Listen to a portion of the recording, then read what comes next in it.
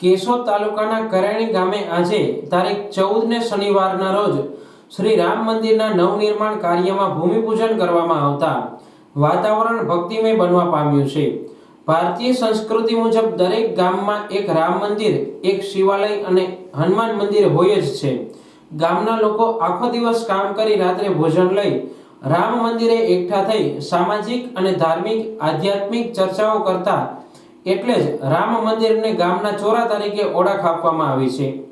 ગામમાં પ્રવેશતા જ સૌપ્રથમ હનુમાન દાદાનું નાનું એવું દેરું પણ જોવા મળે છે અને આધિ વ્યાધિ અને ઉપાધિથી મુક્ત થવા લોકો સવાર સાંજ ગામથી દૂર નદી કિનારે બિરાજમાન મહાદેવના મંદિરે જાય છે।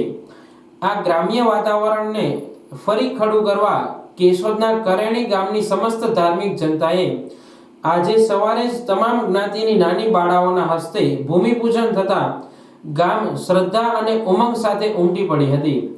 સમસ્ત ગામના સાથ અને સહકારથી ભૂદેવના મંત્રોચ્ચાર સાથે રામ મંદિરના નિર્માણ માટે ભૂમિપૂજન થતા ગામમાં રામમય વાતાવરણ ખડું થયું છે।